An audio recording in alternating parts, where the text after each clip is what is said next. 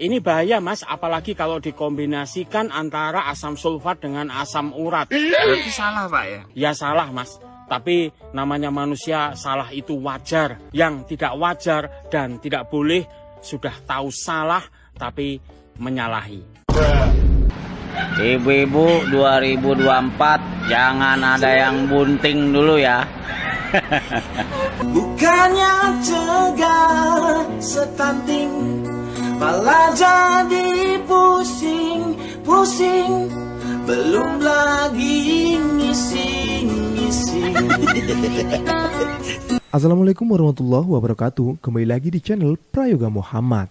Ya, seperti yang kita tahu ya, salahnya ucapan dari Gibran yang mengatakan asam folat dengan asam sulfat, sehingga membuat para netizen memberikan komentar pedas ya tentunya. Bahkan sampai hari ini pun masih ada yang menyinyirinya. Dan tidak hanya itu, bahkan ada netizen yang memberikan dan menciptakan lagu untuk Gibran gara-gara asam sulfat ini ya. Tentu hal itu membuat sangat lucu sekali. Begitupun dengan pencipta sang belimbing sayur ya, tetap saja gencar memberikan komentar untuk Gibran.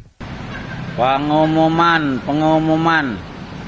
ibu-ibu 2024 jangan ada yang bunting dulu ya. Takutnya ntar puskesmas ngasih asam sulfat. Tahan dulu dah. Parah emang tuh belimbing sayur. Pending dulu. Ya, KB dulu kayak apa kayak. Daripada ntar tuh anak pelok. Nah itu tadi ya, gara-gara asam sulfat sampai-sampai si pencipta belimbing sayur ini mengatakan untuk ibu-ibu jangan hamil duluan.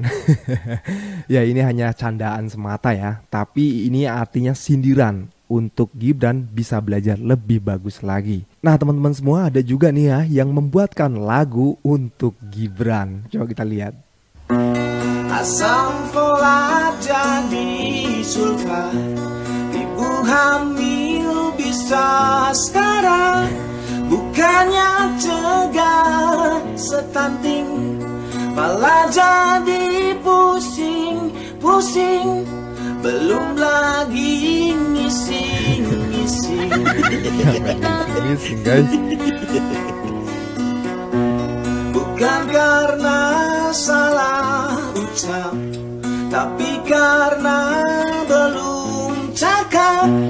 Debat capres bisa lenyap gara-gara belum siap. Cawapresnya megap-megap. Ya itulah kalau memang cawapresnya belum siap dan masih megap-megap untuk belum siap. Cawapresnya megap-megap. Ya itulah kalau memang cawapresnya belum siap dan masih megap-megap untuk menghadapi orang ketika berdebat.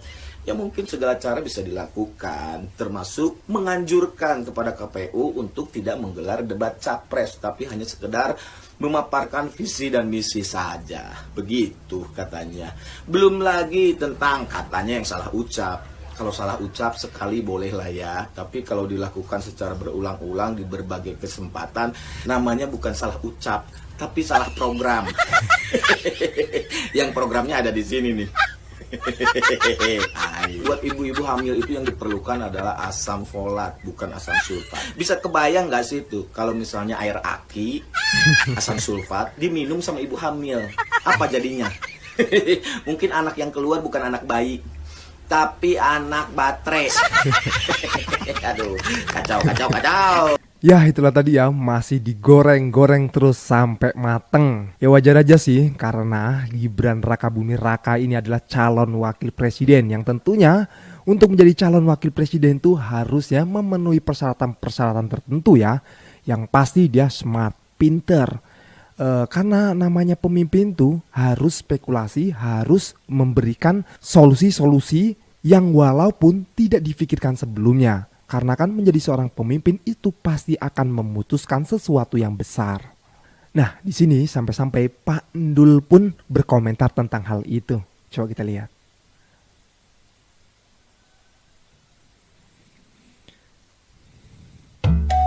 Pandul, Iya mas. benarkah Bumil disuruh cek asam sulfat, Pak?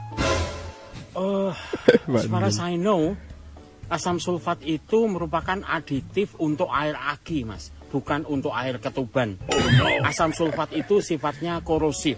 Ini bahaya mas, apalagi kalau dikombinasikan antara asam sulfat dengan asam urat. Berarti salah, Pak ya?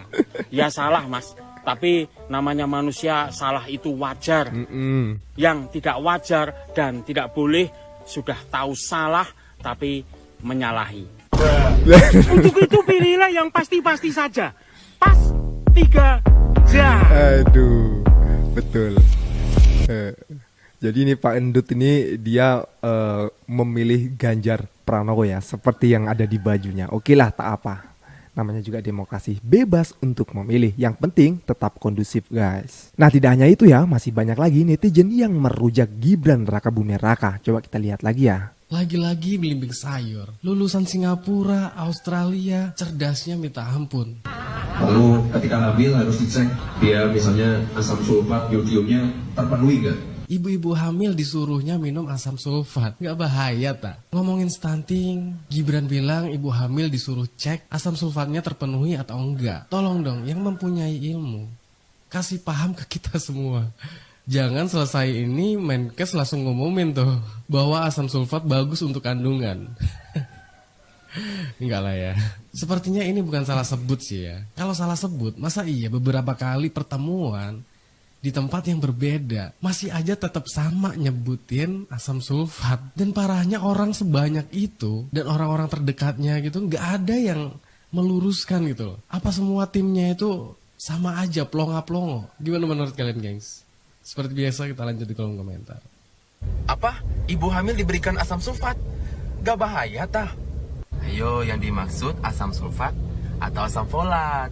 Nah harus teman-teman ketahui bahwasannya asam sulfat itu kalau di kehidupan sehari-hari bisa kita temukan di aki mobil.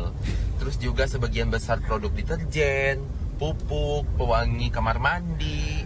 Terus juga gak jadi bahan bahaya peledak, pembuatan lem, pemurnian minyak bumi, sampai pengawetan logam loh gitu.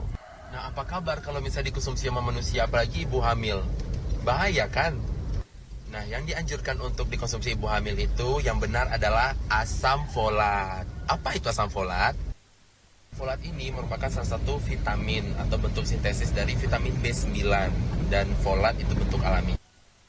Nah, kebutuhan asam folat ini akan meningkat apabila terjadi peningkatan pembentukan sel di dalam tubuh. Seperti kondisi apa? Yaitu kehamilan, seseorang yang menderita penyakit keganasan atau kanker, dan pada bayi prematur. Nah nih akhirnya ya Pak Dokter kasih paham kepada Gibran Rakabuming Raka. Tentunya hal itu juga dicatat ya dengan para orang-orang di belakangnya. Karena hal itu bisa menghancurkan mereka sendiri gitu loh. Kalau sampai nantinya salah sebut lagi, wah bisa gawat nih. Kemuakan dari netizen, masyarakat, wah membludak banget ya kan. Maka dari itu harus lebih cermat lagi dan hati-hati. Ada wakil ketua partai, gue nggak tahu partainya partai apa, soalnya nggak terkenal, yang mengatakan Caimin dan Mahfud MD takut berdebat sama Gibran. Gimana ceritanya coba? Kalau nggak percaya, nih postingannya. Gibran sudah terlatih debat di pilkada. Muhaimin dan Mahfud tidak. Makanya mereka takut. Kocak. Mungkin kebanyakan minum asam sulfat kali ya. Makanya kayak gini. Sejak kapan Mahfud MD takut berdebat coy? Kocak emang. Aduh, memang pendukungnya 02 rada-rada aneh sih. Ya, setelah kita melihat video-video ini bisa kita simpulkan ya kalau Gibran Rakabuming Raka sepertinya bukan salah sebut, tapi memang salah melihat tulisan dari awal gitu ya. Tapi pembisiknya kenapa sih kok diem aja gitu loh. Itu yang buat netizen juga merasa aneh gitu.